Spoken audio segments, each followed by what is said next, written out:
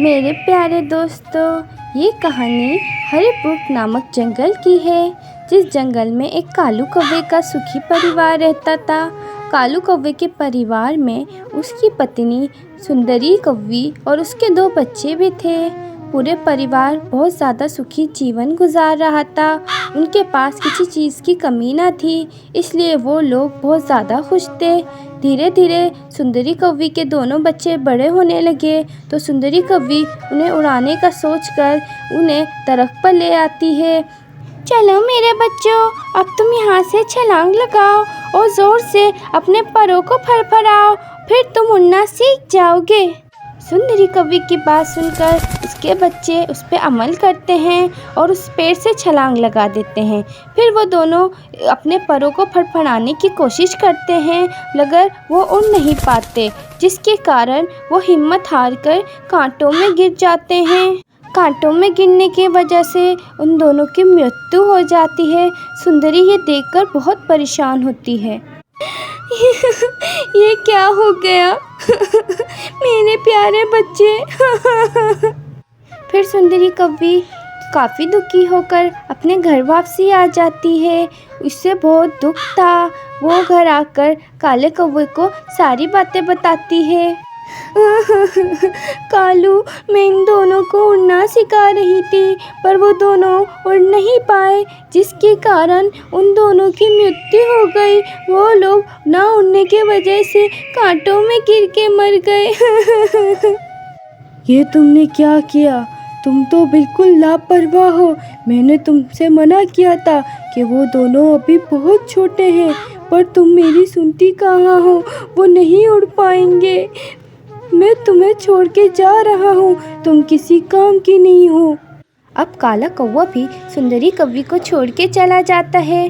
अब सुंदरी कौवी घर में अकेली हो जाती है। वो अपने घर में बहुत ज़्यादा गुस्से में रहने लगती है, और तो और बाहर किसी पक्षी के बच्चों को देखती तो मार देती थी। सुंदरी कौवी बहुत से पक्षियों के बच्चों को मार चुकी थी।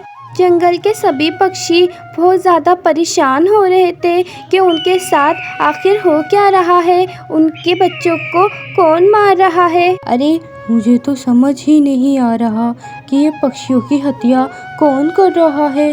जंगल में दिन ब दिन पक्षियों की मृत्यु होती जा रही है। हाँ कबूतर, तुम बिल्कुल ठीक कह रहे हो। किसी न किसी दिन कहीं न कहीं रोज़ कोई न कोई पक्षी पड़ा हुआ मिलता है मृत्यु। ये कौन है जो सभी पक्षियों को मारे जा रहा है? ये एक बार हमें मिल जाए तो हम इसे बिल्कुल नहीं छोड़ेंगे।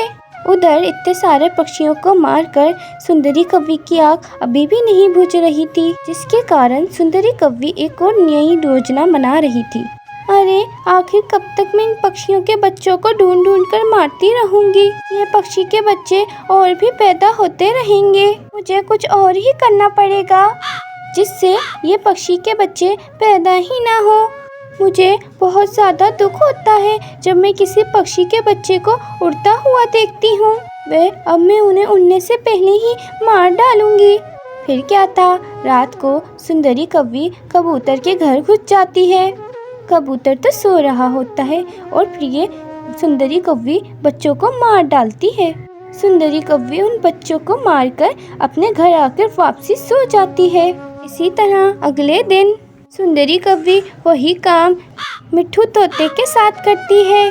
तोता जब सो रहा होता है तो वो उसके बच्चों को भी मार देती है। पक्षियों की हत्या बढ़ती ही जा रही थी, इसलिए सब पक्षी बहुत ज़्यादा परेशान हो गए थे। अब तो अरे पक्षियों, बहुत हुआ, अब हमें कुछ ना कुछ करना ही होगा। देखो, रोजाना पक्षियों की हत्या और भी बढ़ गई है। अरे हाँ मीनू चिड़िया, तुम ठीक कह रही हो। मेरे बच्चों को भी मार दिया गया है। मुझे बदला लेना है। मुझे बहुत ज़्यादा गुस्सा आ रहा है। फिर सभी पक्षी मिलकर योजना बनाते हैं। वे सब बाज के बच्चों को अगवा करके एक दरख्त पे रख देते हैं। वे बाज अपने बच्चों की अगवा हो जाने की वजह से बहुत गुस्से में होता है। वे रात को सुंदरी कौवी बाज के बच्चों को मारने के लिए पेड़ पर आ जाती है।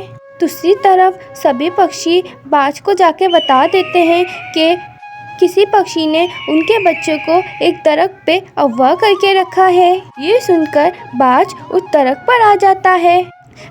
वो देखता है कि सुंदरी कौवी उसके बच्चों को मार चुकी है। ये देखकर बाज बहुत ज्यादा गुस्से में आ जाता है। तो बस फिर क्या था, वो प्रिय सुंदरी कौवी को भी मार डालता है।